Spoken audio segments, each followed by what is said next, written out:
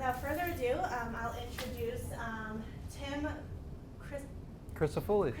See, I almost had it. And I'll have him get started. Okay. Thank you. Thanks very much. Hey, Tim. Yay! I have never had applause at the beginning. Usually people will wait and just make sure that, but thank you. Fun to be here this evening. Thank you very much for coming tonight. So a little bit about me. Again, my name's Tim Crisafulli.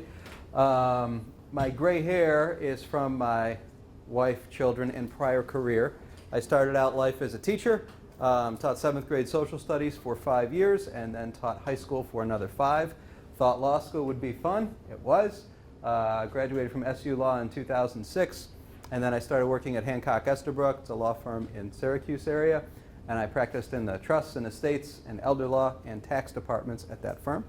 While there, I got a degree in tax law from New York University, and then I started my own firm, because just as I thought it might be fun to quit a teaching job, it was also fun to quit a law job. So I did that, and took my wife right to the brink one more time, and 4 years later, here we are. So I now have a firm, Crisafulli Gorman.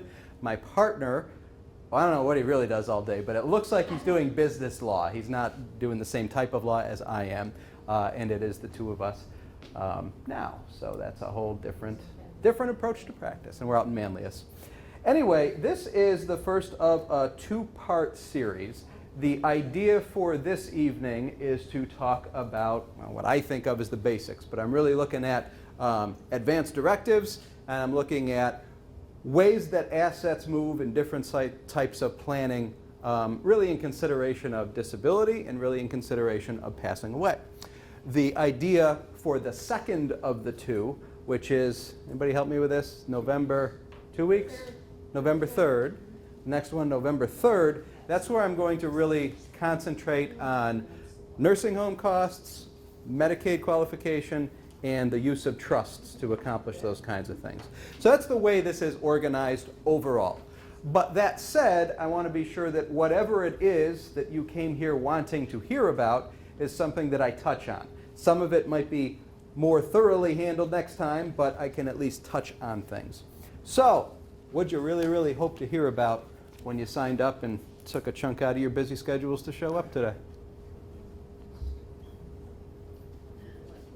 You didn't come to hear me sing? What was the question? What'd you hope I would talk about tonight? What are you really hoping I'll cover? Everything. That's ambitious. I just want to make sure all the bases are covered before I pass on. Okay, gotcha. I think that's probably pretty much the way a couple of us feel. Okay, make sure all bases are covered. Planning for passing away. What happens to the legacy afterwards? Yes. Okay. My bases are covered because Tim already took care of mine. I didn't pay you to come here, though. You should be clear. Not a plan. Not a plan. Okay. Big broad. If anything comes up, I like being interrupted, so please do. I got that from my 7th graders. Feel free to interrupt. Lastly, this is not a sales pitch. This is informational only. I do have cards. I would love it if somebody became my client, but that is not the overall goal. Lastly, a bit of housekeeping to keep up and make sure that you have access to this information. If you would like me to email this slideshow to you, I will. Just write down your name, and it says in the next column your very neatly written email address. I'll do my best to decipher them, but inevitably some come back that I can't read. This is not marketing. You will never hear anything else from me again, and your email goes nowhere else. But if you want a copy of this, just sign up. I'll pass that around, and I will get that to you tomorrow. Okay, so with that, and diving into things a little bit here. Tim, you said you like questions. Love them! You win the prize. First question. My son said he made his will out on, he did it online. Do you know the name of that? There's lots of them. LegalZoom, maybe? That's it. Yep. And he said, Mom, this is good. Is it good? Is it, I mean, if he makes out a will online on LegalZoom.com, I mean, he said, look here, it says it's legitimate and da-da-da. Would there be any problem with that? Yeah, so You do not need a lawyer to do any of these documents for you. Just like you don't need a mechanic to fix your car. And you don't need a plumber to fix leaks. But you might want to have them to increase the chances of them being done properly. So with a LegalZoom will, as long as it turns out that your son did it properly, had it executed properly, it is perfectly valid. Whether it all happened properly or not, I don't know unless I would read the document. I've got my share of horror stories. I did not have this client. I had this client's son. I had the son as a client after mom passed away. Mom did a LegalZoom. Mom got it all wrong. Her intent was to leave him all kinds of things, and I'll allude to them in the program a little bit tonight. It's kind of a nice segue, and I'll try to remember to bring it up. But it didn't happen the way she wanted it to. It was clear what she wanted, and there was no way to make it happen based on what she had produced. So, how's that for a long answer? I understand it. Okay. So my thoughts are, we'll talk a little bit about planning for incapacity, by which I intend to cover advance directives and guardianship, and also legacy planning. Bit of a euphemism. I'm talking about in the event someone passes away, where does everything go? Which I understood to be one of the primary questions tonight. We'll talk about wills. We'll talk about beneficiary designations for assets that don't move through a will. Talk a little bit about jointly titled property. And I can't help but hint at trusts a bit. Now, next time, you said November 3rd, right? That's the one where we're really going to talk a whole heck of a lot about trusts. But I will allude to them a bit and explain them a bit tonight. But again, I like the questions as we go, so feel free to interrupt all you want. In the realm of advance directives, the idea here is documents to put in place if you can't speak for yourself. It's documents to put in place if you can't speak for yourself. The ones we're going to talk about tonight are a durable power of attorney. We'll talk about a gifts rider, which goes with this durable power of attorney, if you want. And for reasons that I'll talk about, you should. We'll talk about a healthcare proxy, a living will, perhaps the most confusingly named estate planning document out there. Is it a will? Is it not a will? Subject to confusion. And then we'll talk about medical orders for life-sustaining treatment, also called the MOLST. This is the pink sheet. You might be familiar with it from various refrigerators or hospital rooms. First one, that durable power of attorney. This document is limited to financial matters only. Nothing for healthcare decision making, just financial decision making.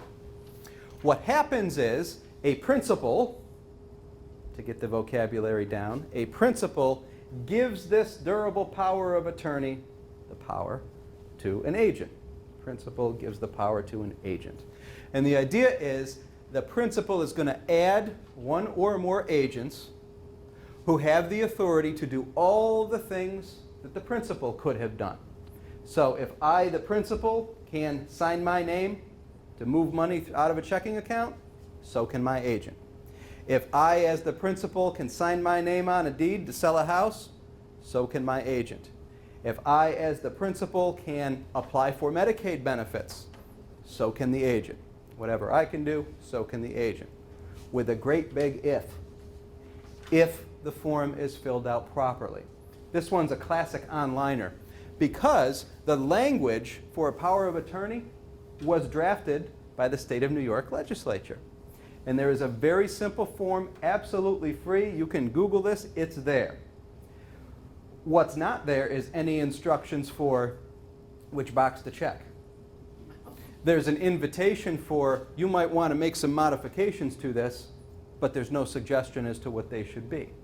So, another good example of the do-it-yourself project. It's just a little scary because there's no guidance on how to execute the document. Anyway, the power of attorney terminates upon either the principal revoking it, if I am changing my mind about who I want to serve as my agent. If something happens to my agent, I just want somebody new. Another thing that can confuse people is death automatically revokes a power of attorney. I will occasionally get a call from somebody, hey, my loved one just died, but I have power of attorney, so what do I do with the will? I'm saying, totally different things.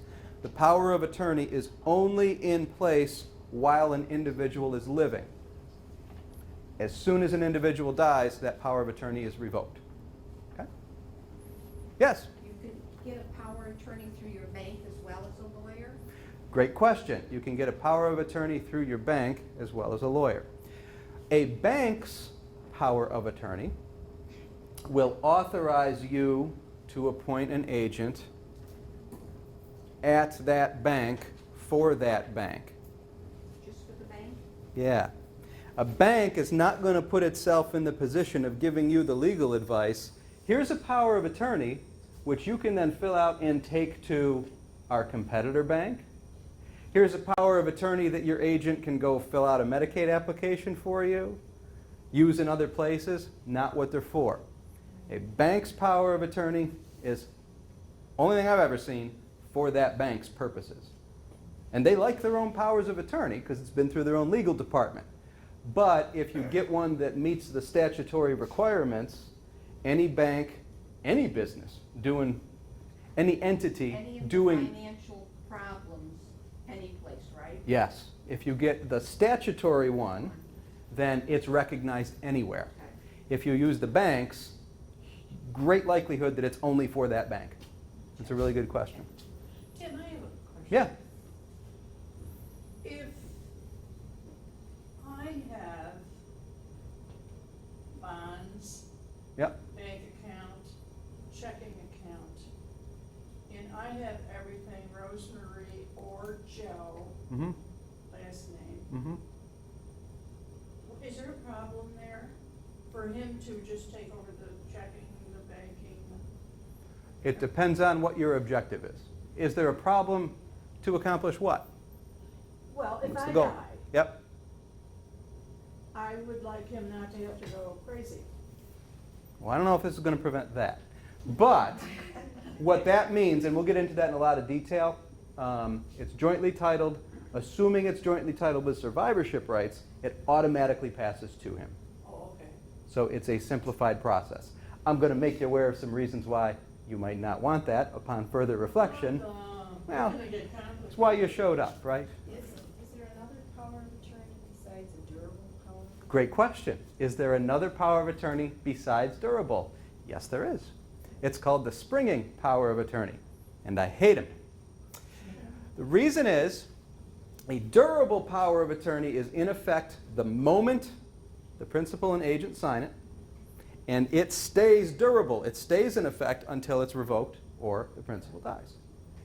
By contrast, a springing power of attorney doesn't come into effect until the principal is somehow unable to manage his or her own affairs. So it springs into effect when that triggering event happens. Yeah. The reason I don't like the springing powers of attorney and the reason why, honestly, no lawyer I know uses them is because who's to say when the spring has sprung? The answer is always go to the judge and decide. So you get a couple of kids in the family saying, Mom's fine, she can handle her own stuff. And the other kid says, no, no, no, this power of attorney should be in effect. The spring is sprung. They can't decide, off to court they go. And when I say off to court they go, that means get ready to start paying some money because it gets pricey fast. Does that labels like that? What's that? Like it says durable, does the other one say spring, or is that? Yes. And that's in the will as a term? Not inside of a will. A durable power of attorney is one of those advanced directives Yeah, okay. during lifetime, will after death. Yes? If the principal and the agent are not in agreement, is it automatic that the principal is the dominant decision maker? Absolutely. The principal is the dominant decision maker and has the ability to fire the agent. So yes. A lot of people ask me, is a power of attorney that is old still valid? Yes, it is. But the issue is, if it is older than the changes to the law that occurred in 2009 and 2010, It's still valid, but inevitably I get calls where an agent takes it to the bank. Hey, I'm here at the cashier's window. They won't do anything with it. They don't recognize it. Well, they will. Ask for the manager. The manager calls. You send it to your legal department. And then a week or two later, yes, it's perfectly valid. But a week or two later can be a big problem. So yes, an old one is still valid, but the practical logistics of utilizing it, it can be hard. So I often encourage people, if you have one that is older than 2010, in New York, it might be a good idea to update it just for the recognizability of a newer document. Also, documents from other states, definitely recognized here in New York as long as they were validly prepared and executed under the law of the state where they were done. But again, you're going to meander through a bank manager and a legal department just to confirm that before it can be utilized. I touched upon this earlier, which box to check. There are probably 40 boxes that you either do or don't check on these things when you fill them out. The extent of the authority that a principal gives an agent depends on which boxes get checked. So it's an important thing to have the right ones in play. Importance of gifting authority. This is the biggest thing that came out of those changes to the law 7, 8 years ago. It was whether or not an agent has the ability to make gifts of the principal's property. And if so, can the agent make a gift of the principal's property, even to himself or herself? And this is where the audience usually gasps, at least internally. They're like, why on earth would I authorize somebody to make a gift of my stuff to himself or herself? It just sounds dumb. Well, a few things on that. If you become incapacitated and your agent does not have the ability to make gifts, well, then the only thing your agent can do is write the checks. For example, hey, it's the first of the month. The nursing home would like $12,000. Hey, it's the first of the next month. Here's another. Here's another. And really, if there's no gifting authority, then the agent only has the authority to pay your bills and get your stuff done. Your agent does not have the authority to restructure, to move your assets around to different places or different people in a way where you're going to get the best possible tax outcome and in the way where you're going to get the best possible asset preservation outcome. And we'll talk a lot more about specific strategies for asset preservation on November 3rd, but the point is, if I've got a really broad and expansive power of attorney, and my agent can do just about anything, including make gifts to himself or herself, well, if ever I lose the ability to function, my agent is in a very good position to be able to do all those things. If not, then not. In as much as it's still kind of scary, there are restrictions. An agent must act as the principal instructs. So for as long as the principal is able to give instructions, the agent must act in that way, or can get sued and have to put back whatever money or assets he or she took.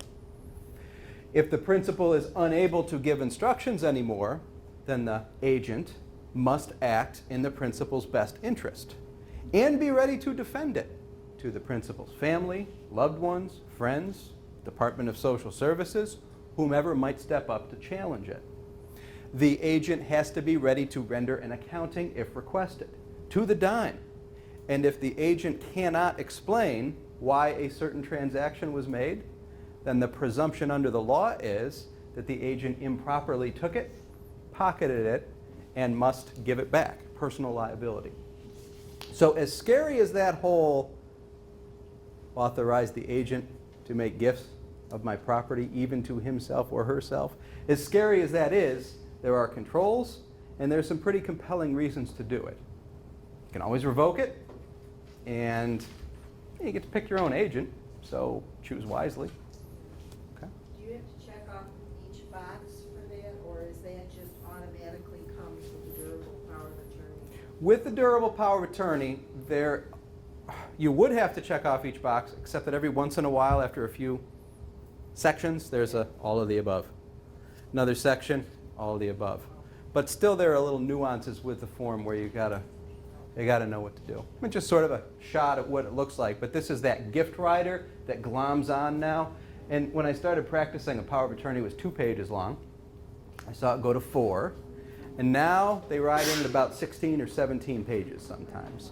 Mostly because of this because of this gifts rider to it, which clarifies the extent of gifting authority. If you have a power of attorney and you're wondering, I wonder how much gifting my agent may do. Look on there. You're looking for the line that says SMGR, Statutory Major Gifts Rider.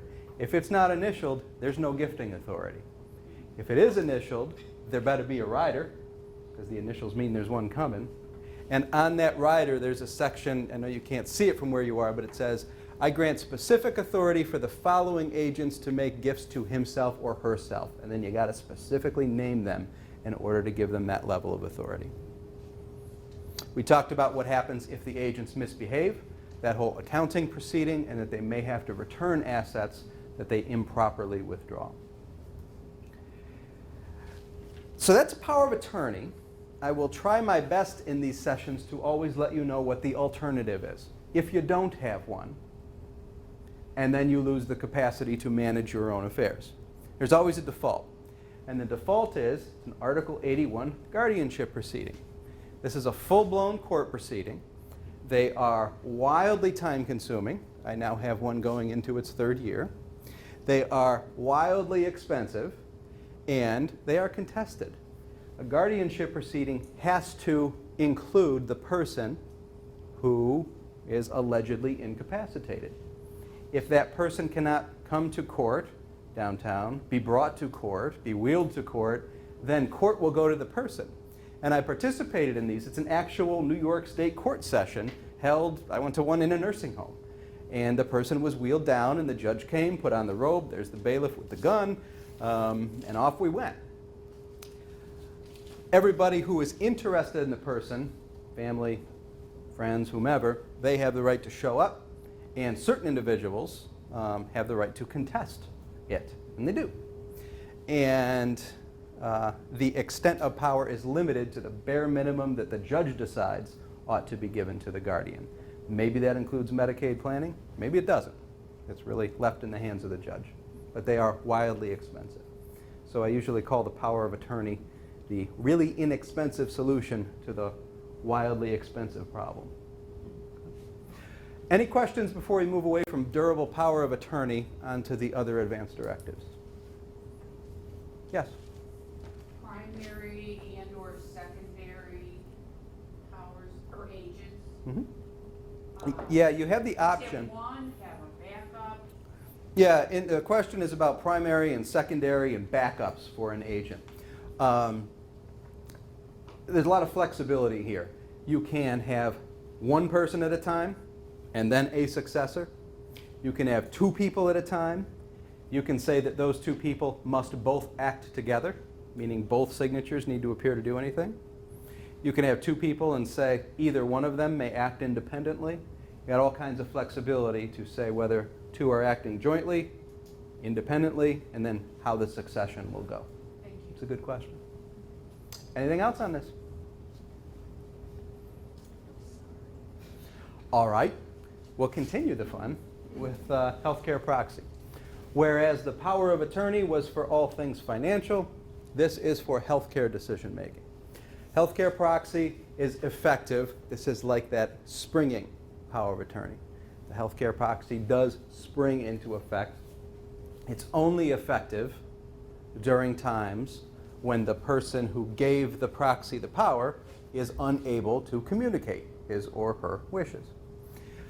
It only stays in effect while the person is unable to communicate his or her wishes. And as soon as the person is feeling better and able to communicate, then it's off. Something that I often see, people will bring in healthcare proxy forms.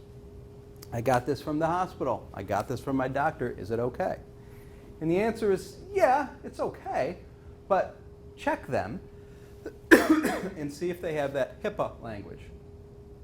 This is the set of laws that controls what someone else can see of your medical records. think about that a little bit here. If you're appointing someone to make healthcare decisions for you, sure would be a good idea to also give that person access to your records, can kind of inform the decisions.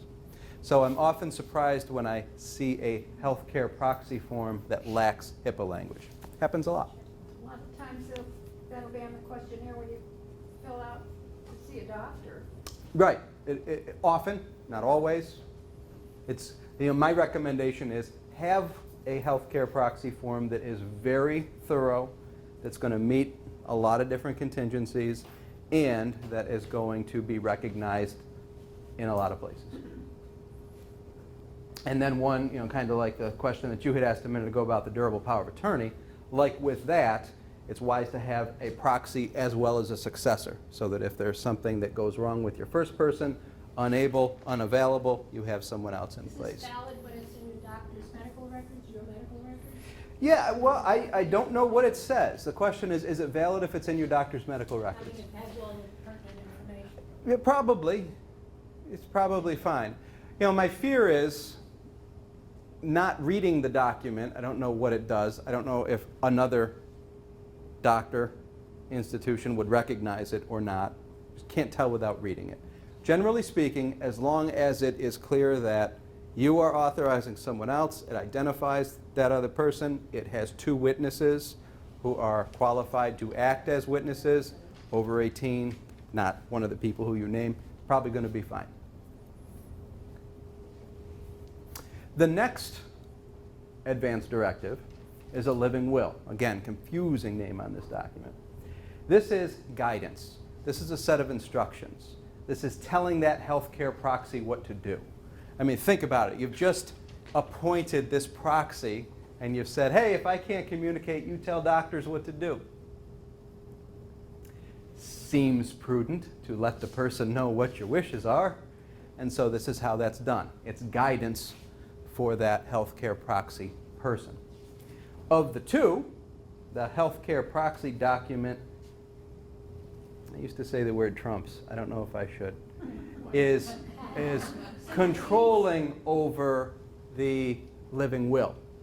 The healthcare proxy's duty is to make sure that the intent of the person is fulfilled.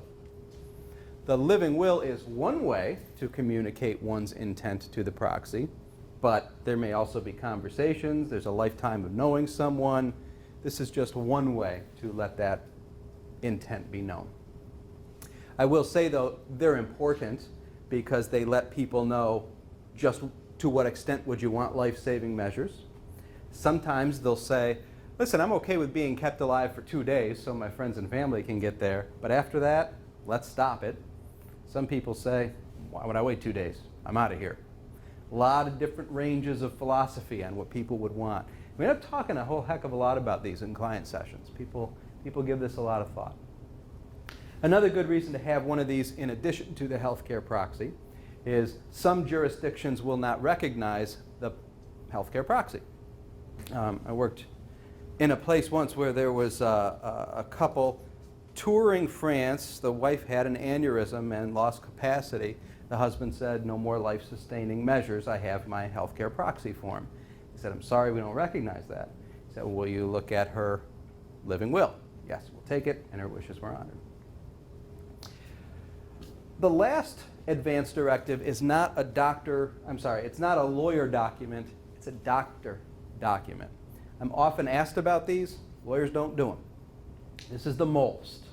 It's a medical order. That's the first 2 letters. M-O, medical order. That means it's got to be created by an appropriate licensed medical person.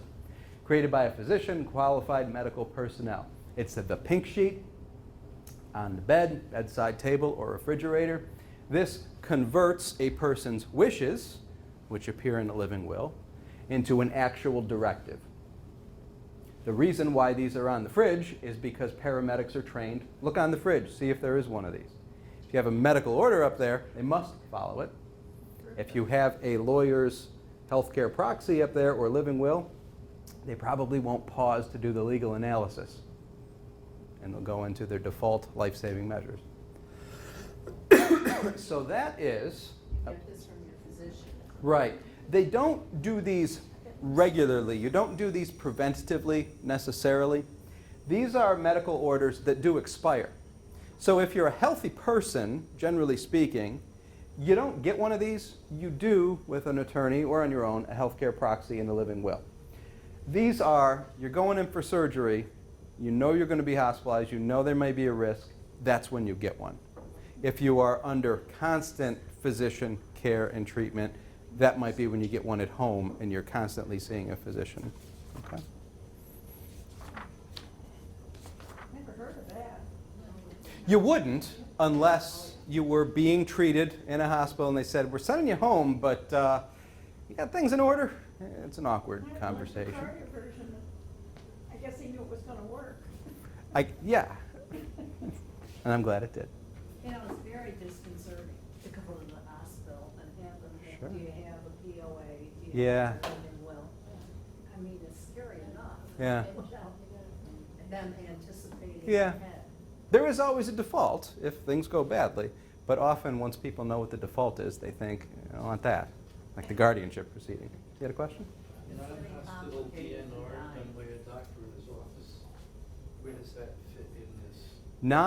A non-hospital DNR done by a doctor in his office. If it is a medical order, I would question why it's not done on this form, but I think a medical order issued by a physician is a recognizable medical order, and that's that. Yeah. Would you recommend if someone travels out of state, out of the country, that they bring these things with them? I suppose a copy, if not cumbersome. The more important thing is to make sure that the people who are going to get the call have access to these documents. So when a client leaves me with these things, I say, I'll make copies and give them to the people you've chosen so that they have these. I like them to go out in electronic form so they can be zapped around if necessary, hard copy. Yeah, a lot of people don't prefer hard copies anymore. They just want it electronically, I think because you can move it around much more easily with a fax or an email. Yeah? So if someone refers to a DNR, usually they're referring to, it would be in this, the Well, most? technically speaking, a DNR, do not resuscitate, is and must be a medical order. It could be standalone. It's fine. A doctor can do a medical order. Generally, in New York, they are incorporated into a MOLST. What the living wills and healthcare proxy forms that I generate say is, if I become incapacitated, I authorize my proxy to arrange for a DNR, meaning go out and do the MOLST, agent. The only thing with a DNR, if you have a heart attack and you go into an emergency, they frequently ask you to sign for a DNR, if you already have one. And if you don't have, and you sign for one, and you go into cardiac arrest, they don't resuscitate you. Now, if you have a terminal condition with many chronic illnesses, that's fine. But people don't realize in signing a DNR, it's pretty, I mean, you know, they don't do certain things in the hospital if, you know, if you sign one. Yeah. It's Yeah, fine. so the comment, and I'm repeating things because we're recording and I want to make sure it gets on the mic, but the comment is basically the forms you're signing on the way into the hospital. This is why planning in advance is so much more delightful than planning from a gurney. They put things in front of you. My daughter, oh, poor little thing, she fell, hurt her knee, it was all bad. So we weren't sure, took her to the Ortho Now place, they did an x-ray, said, okay, this is how I signed in, this happened last night. Went there and said, okay, could you please sign the pads, all electronic. I said, what is it? She said, well, this is our HIPAA release. We have to demonstrate that we've shown it to you and you've had an opportunity to read it. It wasn't there. This is what the pad looked like that I signed. I know it's not enforceable because that wouldn't work out. So sure, I'll sign it, why not? But the pressure of needing medical care is enough. Yeah. That's why advanced planning is really so important. It's much nicer to show up and say, I've got this stuff in place, just treat me. Because you've created it at a time when you could think about it rationally. Yes? Going back to the surgery part, in preparation for surgeries, I recently learned you have to get your primary doctor's clearance. at that time then, is it good to say to the doctor, let's go over this most Mhm. and fill it out? Yes, that's a good time. And Is that where you get the blank form, or can this blank form be accessed through New York State or where? you can find a blank Just to read most it? online just to Okay. read it. Sure, Google most. Okay. You'll find it and you see a copy. But understand, lawyers can't do them. You can't do them yourself. A doctor or other authorized Right, physician, But I can get the blank and personnel. take it into my doctor. Sure. After obviously thinking about it. Sure. Okay. Can we convert my wishes into a medical order, please? Okay. Sure. Yeah, mostly they ask if you have a healthcare proxy when you go Right. to the hospital today. They don't ask about the most. Right. They want to know that they can contact someone if there is an issue. That's the Absolutely. main thing. Absolutely. All right, with that, I'm feeling done with the portion of the program about advance directives, unless you have any more questions on those. And I want to move to the other big theme that was asked about at the outset, what happens to the stuff when somebody dies? This is my big broad chart that I'll come back to a few times, but really I've tried to simplify a whole lot of information with this. The idea for legacy planning, of course that's a nice euphemism, I'm talking about dying here, but when someone passes away, every single one of his or her assets is going to go down one path or the other path. That's it. There are no other choices. Either an asset will be property that passes through the estate, or the asset will be property that passes by operation of law. Anything that passes by operation of law is really easy to identify, because these are the things that know where to go without ever reading a will. They know where to go without ever reading a will. For example, your wonderful question, the second minute in. If I've got an asset that is jointly titled, as long as the nature of that joint titling is for survivorship, then when one dies, it just automatically is owned by the other one. Easy, no courts involved, no nothing, no time delay. It's just owned by the survivor. That often happens with bank accounts. It often happens with deeds, particularly for married people. Not necessarily, but it's generally how it works.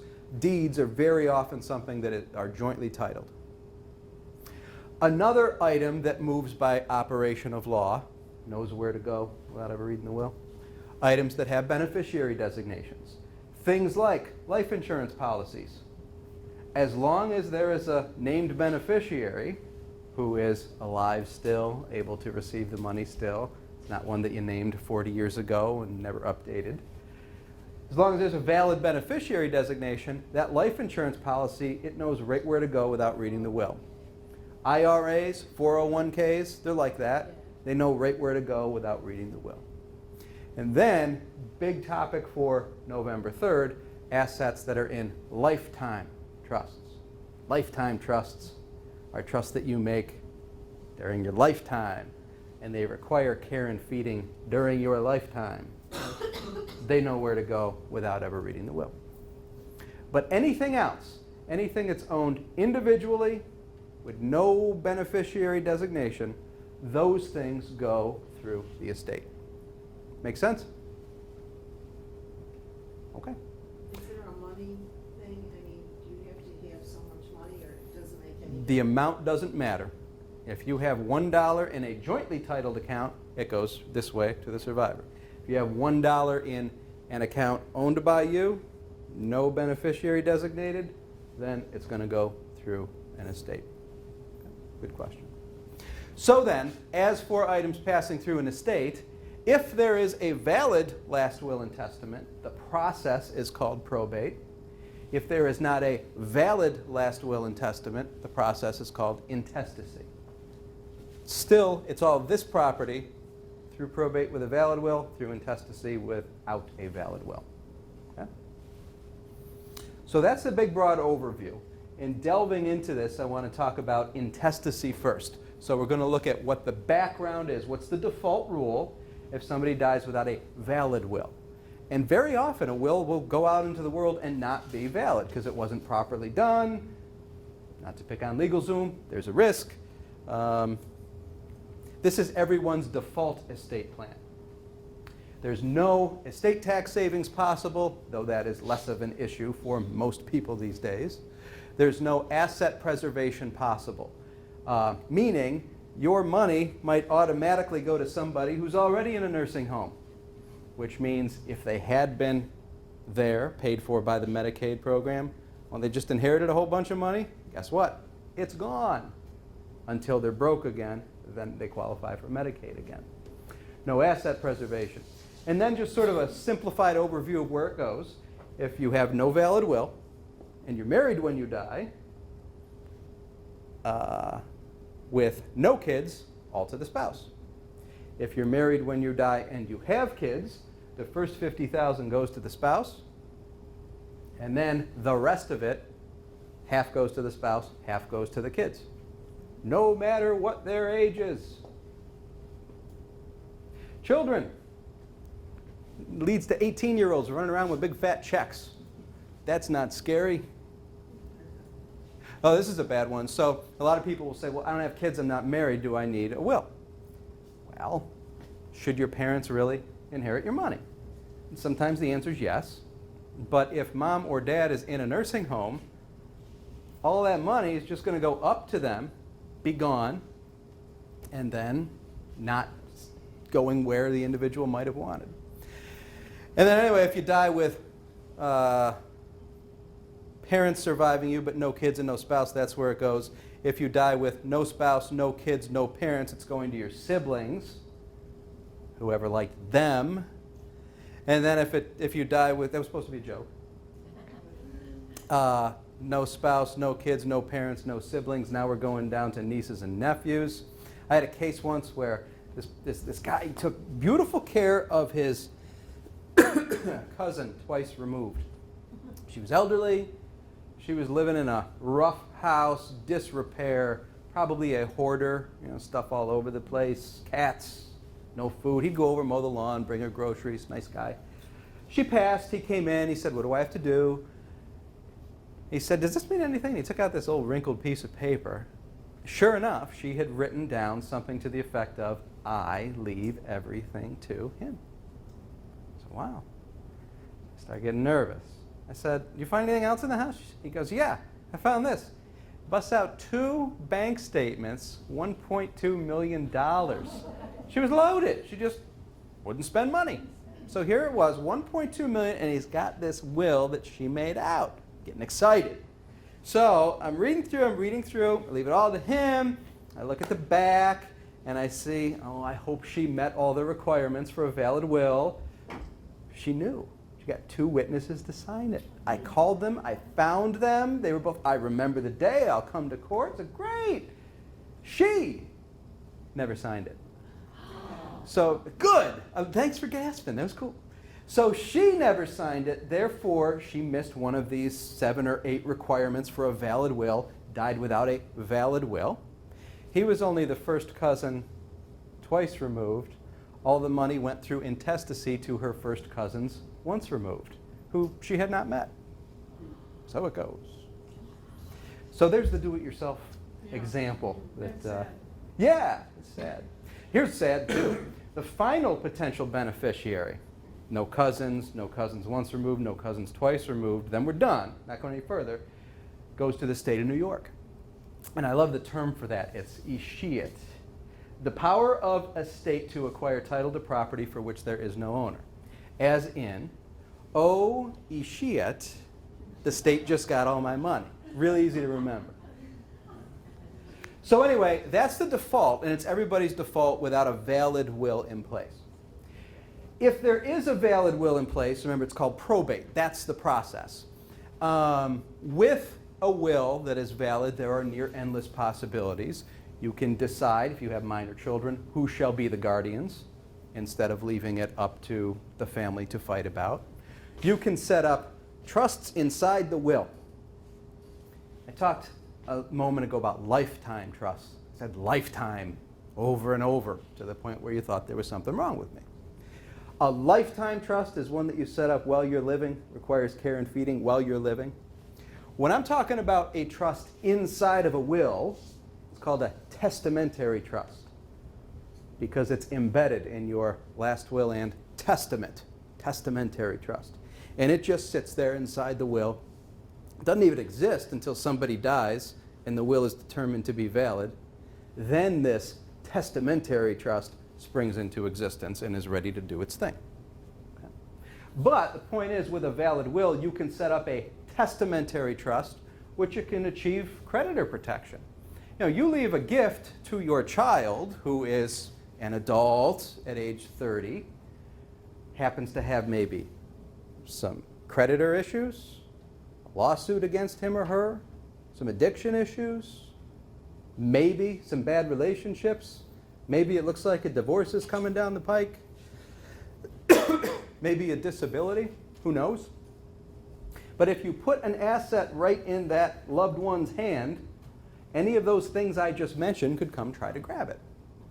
But if instead you leave it to that loved one wrapped up inside of a testamentary trust, then your loved one can still get it, but none of those other forces can attack it. You really preserve it and protect it for that loved one. I have a friend and colleague who's an estate planning attorney, and his line on this is, never leave anything to somebody you love. He said, never leave anything to somebody you love. It's mean. He said, you put it in a trust for their benefit.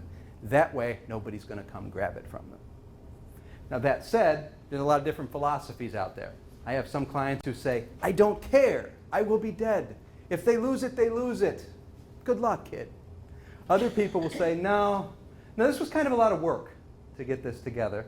I don't care if it's $10,000. You wrap it in a trust. You save it for my kid or my beneficiary. Give that kid or other beneficiary the greatest chance possible to be able to utilize that money against things that I might not even anticipate are coming at the time of inheritance. Love this one. These are my phrases. Pool boy and nanny trusts. It would never happen to any of you, but we've all heard stories where longtime married couple, mom passes away. Next thing you know, dad's got a special friend. And this special friend may be, I don't know, 30 years younger than he is. Turns out all the money that mom and dad had worked together and saved together and intended to go to their kids, well, suddenly it's going somewhere else. It's off to the new girlfriend. And it happens all the time. And I get clients in who say, what can I do about this? And I say, I don't know. Show me your mom's will. Well, she didn't have one. Well, you can't do anything about it. Show me mom's will. Oh, it's a real easy one. It's a sweetheart will. It says, here you go, dear. Everything I have is yours. Well, that was stupid, because what it does is, look how risky that is. You just, here, it's all yours. So if you make poor decisions, it's gone to your poor decisions instead of wrapped in a trust for your benefit, leftovers to our kids. Not your new girlfriend's kids, our kids. Happens all the time. So you can leave it to a spouse, a surviving spouse, wrapped in a trust, nice and safe, not going to be lost to a nursing home, and it's going where you say when your spouse eventually passes, not to a new relationship. I like this one, in terrorem clauses. I had a client today compliment me. He had read this clause in one of my wills, and he goes, ooh, it gave me chills. I like these around Halloween, too. It's, you put this in a will if you want to. It says, hey, beneficiaries, you saw what I'm leaving you. If you challenge this will, you're out. Put terror into them not to bother challenge the will, like that. Last little detail that I like in this topic is a spousal right of election. You cannot, in New York, and I think most if not all states, you cannot disinherit your spouse. Can't do it. Even if your will says, never liked him, leaving him nothing, and it's valid, in New York, your surviving spouse has a spousal right of election, which will entitle him or her to the first $50,000 plus 1/3 of everything else. You can sign this away. That's often a paragraph inside of a prenup agreement. You can sign this away at a time when one is going into a nursing home, because as cute as this is, the time when it really matters is one spouse dies, the other one's in a nursing home. Well, the one in a nursing home says, oh, no, no, I don't want that money. Just let it go to the kids. And the nursing home says, oh, no, you have a spousal right of election. You have the absolute right to $50,000 plus 1/3, and we're stepping in your shoes and we're going to force you to go get it.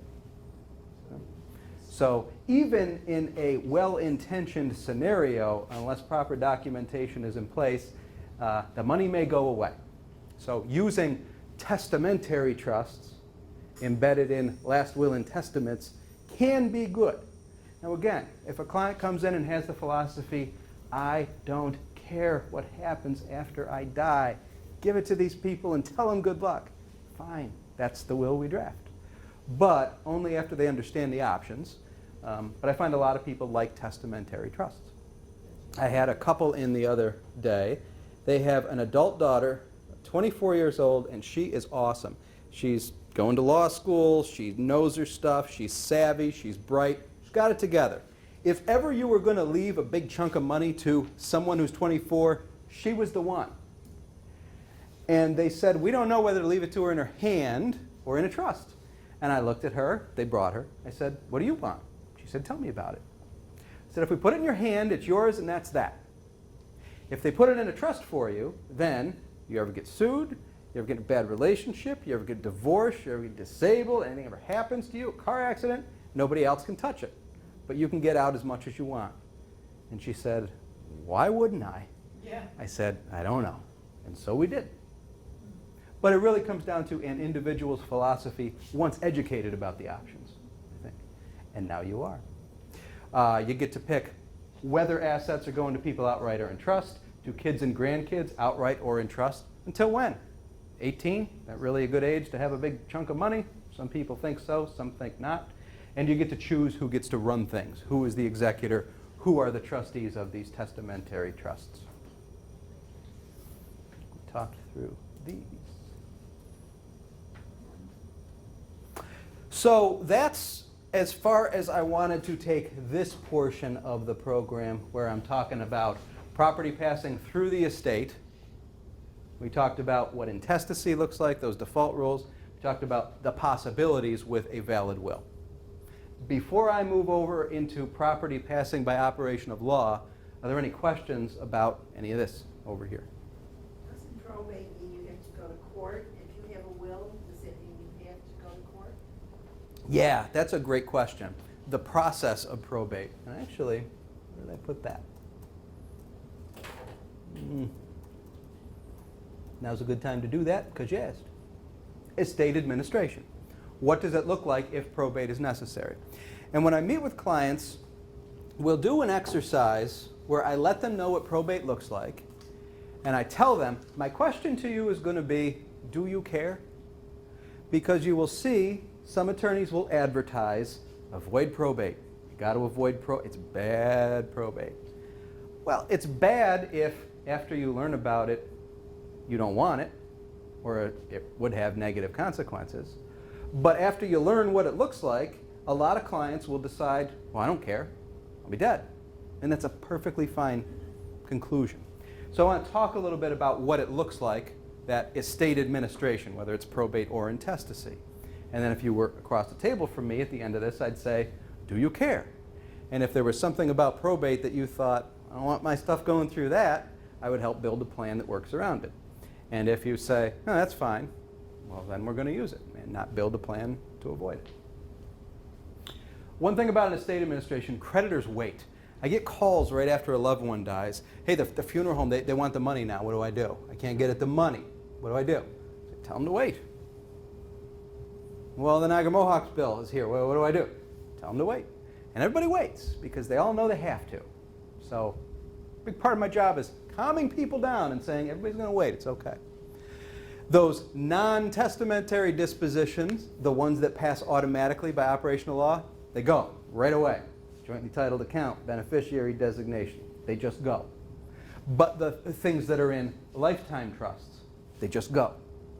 But the things that do pass through the estate, once it's opened, and the way the process looks for a will, specifically to your question, somebody dies, you find the will, the executor who's named in there goes to a lawyer, and the lawyer prepares a petition. It's called a petition for letters testamentary if there is a will, letters of administration if there is not.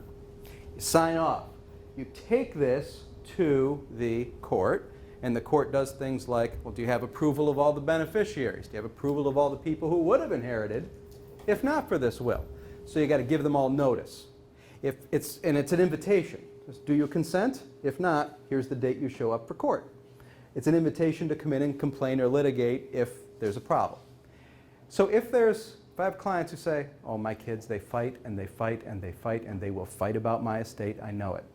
I say, maybe you want to avoid probate. But if all the kids are getting along beautifully, that's not a reason to avoid probate. Continue protecting assets and amass the assets, open an estate account, pay all valid claims, pay the tax returns, and then close the estate. But there's a 7-month waiting period where creditors have the ability to come forward and say, oh, you owe me this, you owe me that, sort it out, litigate if necessary. Then finally, pay beneficiaries. On average, the fastest estate administrations will last about 9 months. Some go 15 months. Some go for many years. I'm involved in one, a lot of fighting. The decedent died in 2001. Still fighting it out. But if nobody's going to fight, then avoiding fighting is not a reason to avoid probate. They fight about whether just had a case a few weeks ago. It's sad. My client wanted to sue his aunt. He felt that his aunt had taken mom off to get her will done, and she didn't know what was going on. And so we fought about whether she knew what was going on, whether she was unduly influenced to execute that particular document. And he had been invited to go fight because it was all going through probate. Whether things had been taken while living, and then how well the executor does. How's that fiduciary doing? Did that fiduciary collect all the assets? Attain enough money? Did you undersell things? Did you sell something cheap to a buddy of yours? If there's going to be a fight, avoiding probate might make sense. But if you have non-fighters who get along well, it's not so important.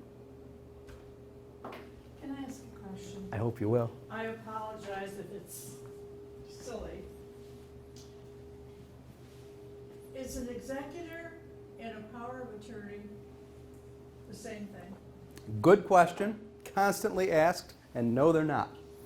The power of attorney is the person you put in charge of your affairs while you're alive. The executor is the person you put in charge after you're dead. Nice bright line there. Okay. All right, on to those assets that pass without going through that process we just discussed. No probate, no intestacy, none of that. The things that know where to go without reading the will. Things that pass by operation of law, not through the estate. Talked a little bit about qualified plans. That's a 401k, 403b, IRA. Talked about jointly titled property and other beneficiary designations like life insurance. And this is how we finish. If I have a client, we go through the whole estate planning process, figure out, educate them, figure out what they want, build what they want, have the thing created. And the last step is, well, now that you've created this, let's make sure everything is ready to go where it belongs. If you created a trust, let's get your house in there or whatever else you're going to put in there. If you have life insurance, let's make sure the beneficiary designations are correct. It is an important thing. Check this. You don't need a lawyer to check this part.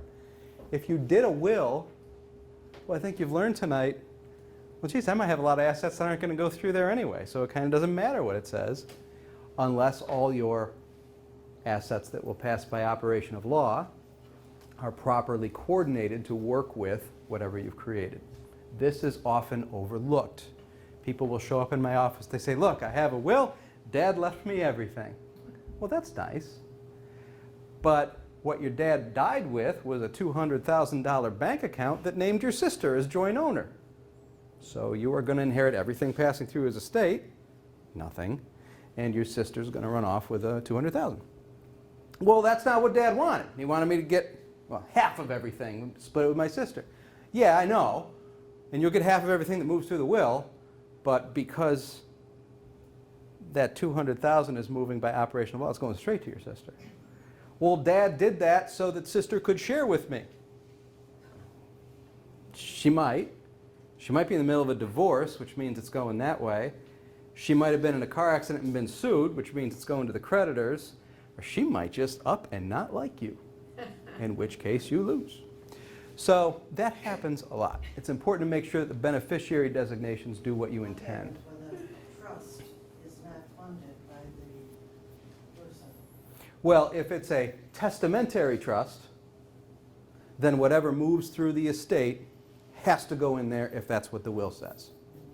But if you're talking about a lifetime trust, one that you set up during your lifetime, requires care and feeding, I see this all the time. Somebody will go to a lawyer, they'll make a beautiful trust, and then they'll just never put anything in it, that last step, which means you have a beautiful empty trust. You have a what? Beautiful empty trust that accomplishes nothing. And that happens a lot. The beneficiary designations are an incredibly important final step. Is the word testamentary in the will? Yes.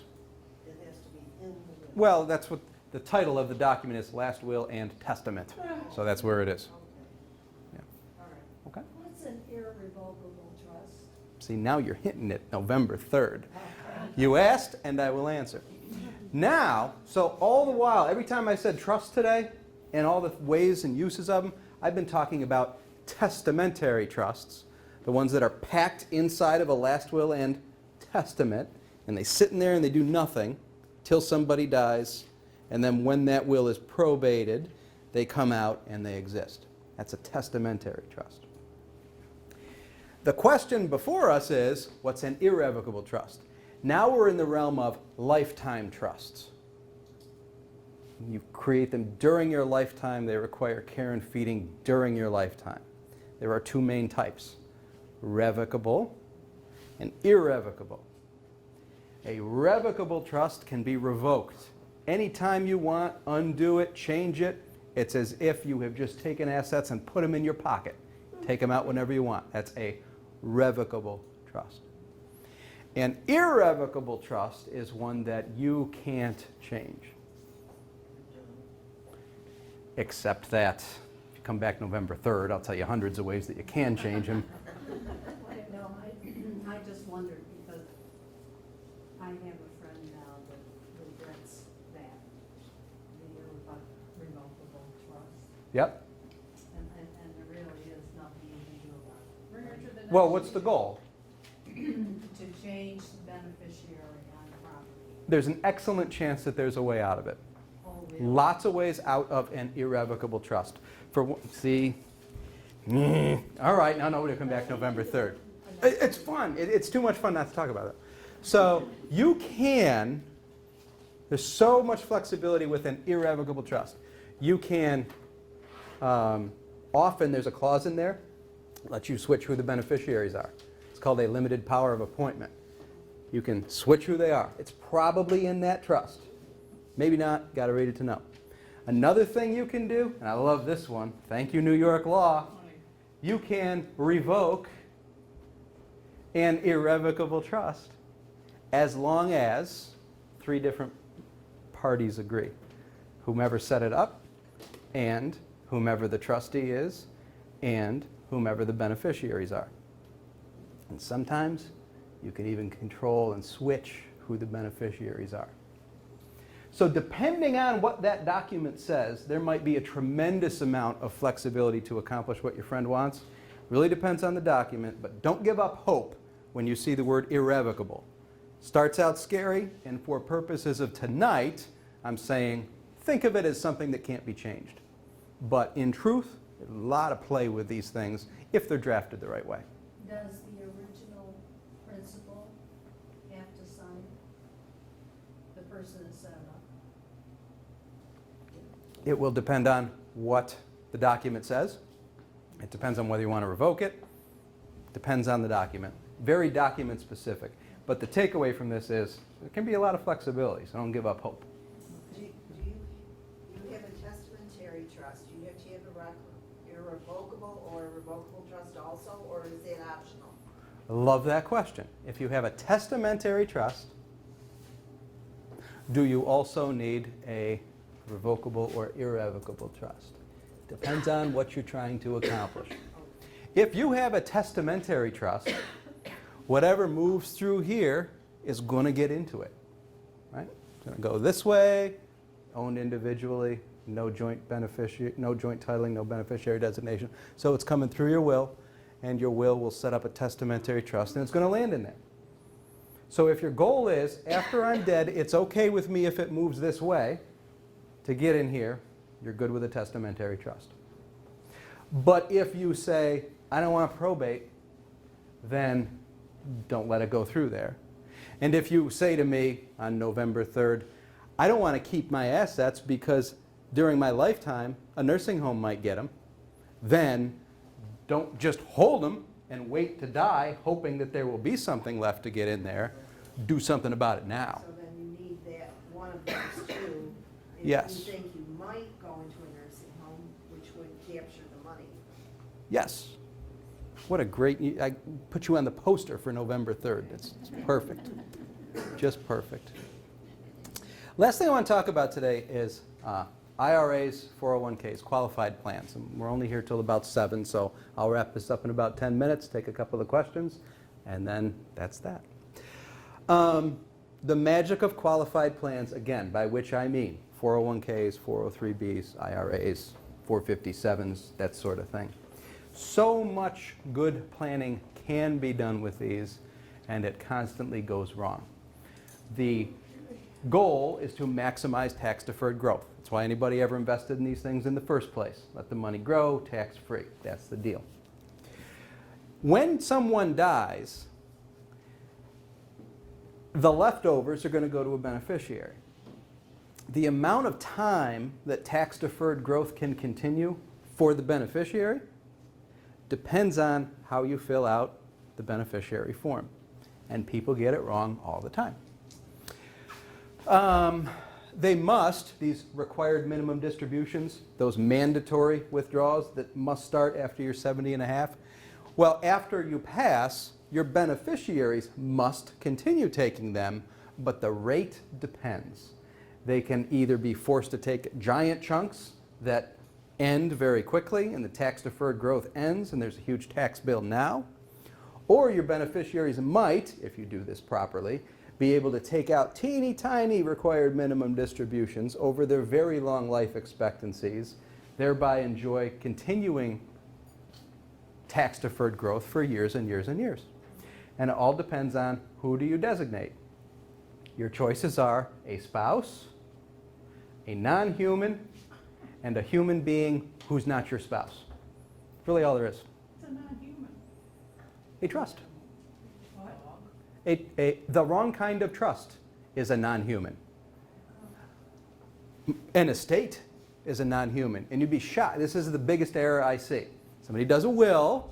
Say, okay, it's going to go to this kid, and that kid. And so they get a little bit lazy with the IRA beneficiary designation and they say, well, to my estate. Okay, it'll get there. I'm going to tax the living hell out of it, and whatever's left over is going to get to these 3 kids. But because it went down that path instead of down the right path, the tax consequence is miserable. Okay? But that's what a non-human is. The most frequent one is an estate. Or people who just don't write anything at all. Or people who have one from 40 years ago leaving everything to a parent who's dead.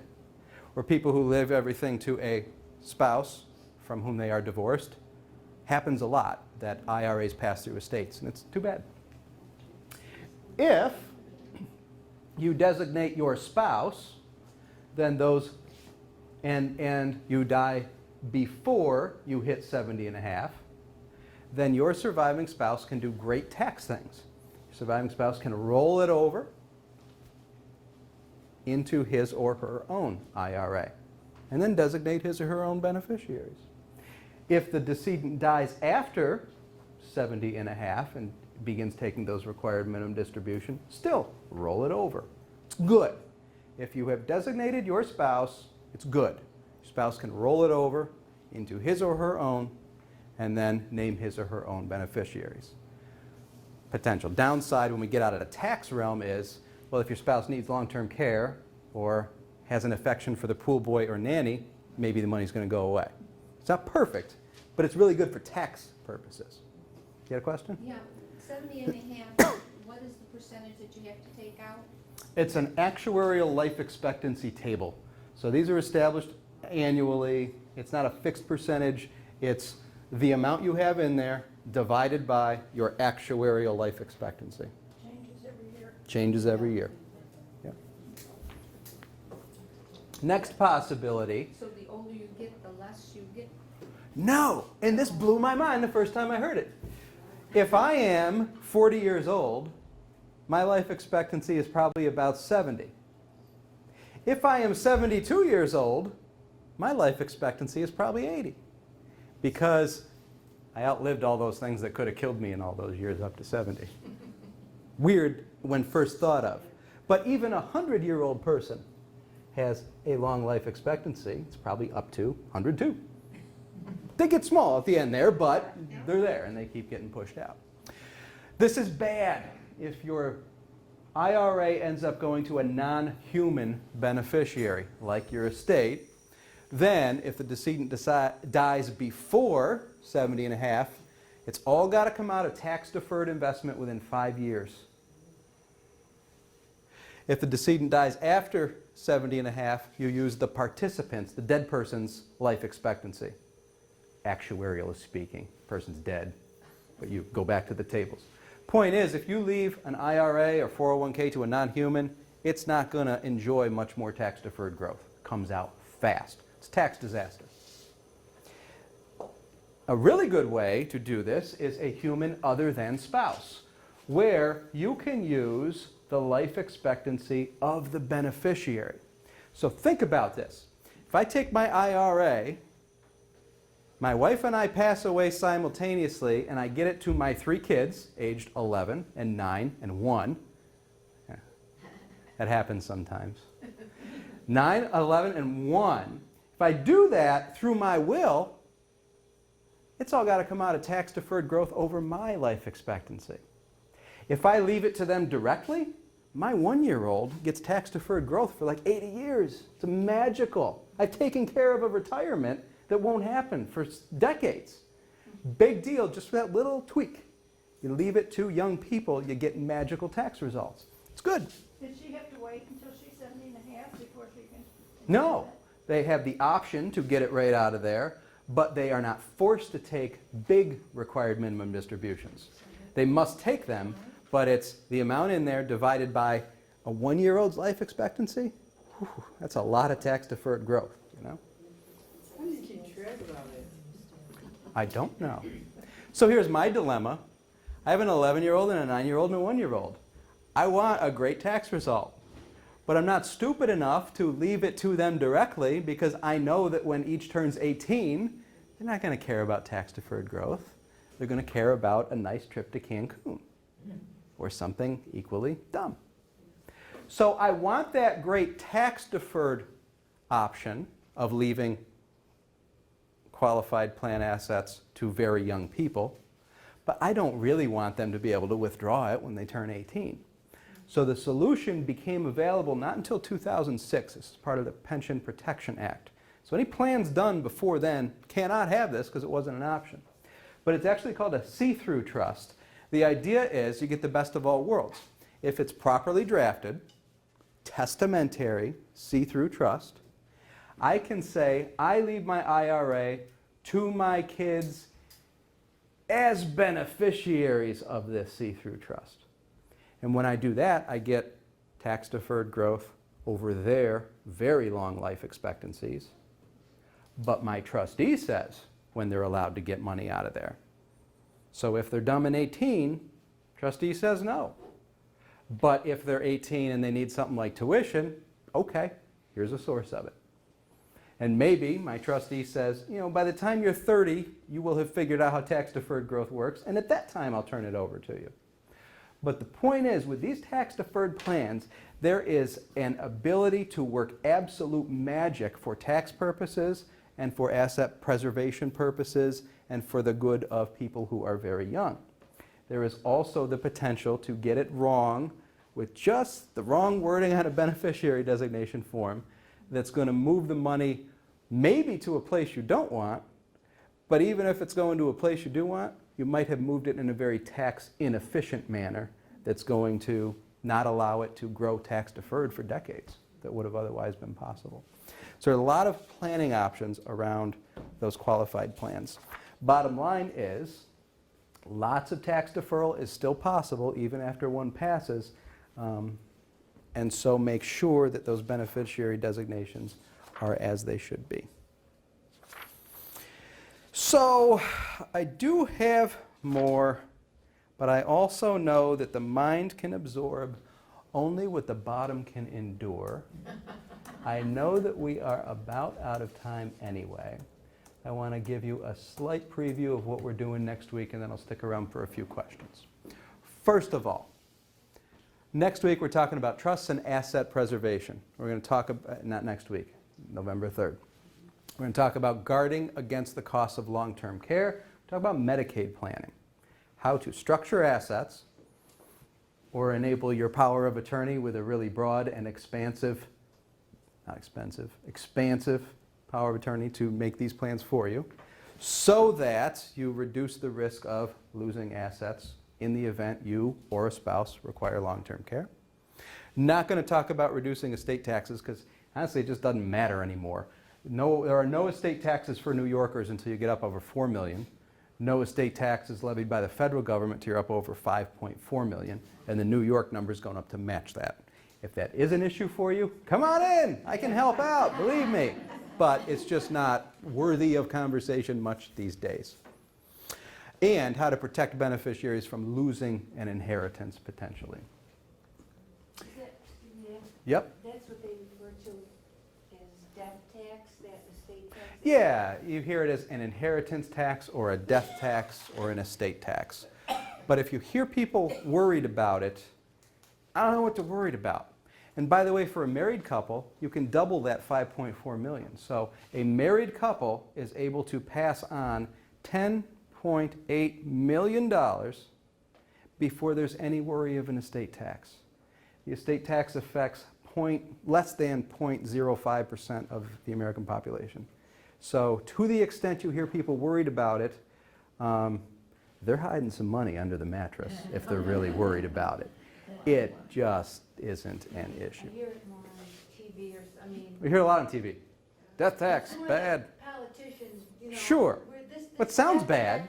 It's got the two worst words there are, death and tax. Sure, people freak out about that, but it affects almost no one. Next week, I think I laid this out pretty well tonight, but next week we talked about those lifetime trusts. I used the Latin phrase here, inter vivos, among the living or between the living, lifetime trusts. We talked a little bit about the difference between revocable and irrevocable. We talked a whole heck of a lot about testamentary trusts. But on November 3rd, we'll talk more of trusts, and particularly about Medicaid planning. We'll talk also about, in the event someone requires nursing home someday, and you've got plenty of time to prepare, here are some good ways to prepare. But we'll also talk about if someone's in crisis. The hospital discharge people are saying, Dad's not going home, Dad's got to go to a nursing home. People come to me and they say, are we going to lose all the money? The answer is no, you're not going to lose all the money. You're going to lose it all if you don't do something, but you can keep a heck of a lot of money, even at the very last second, even if somebody's already actually in skilled care in a nursing home. You can keep tons of the money. Okay? In the way of housekeeping, please remember that if you do want a copy of this slideshow, where are the sheets? There's one there, there's one there. Just give me your very neatly written email. I do have business cards if you want one. My practice is about 50% estate planning, estate administration, asset preservation, Medicaid qualification. And what I tell people is, give me a call if you know anyone who has died or may one day do so. Anyone wanting to guard assets against the cost of long-term care, if there is a tax planning need, and really any business owner in need of a succession plan. It's been fun. I'll stick around for a few minutes. Thank you for coming. Hope to see you on November 3rd. Bring your friends, bring your enemies.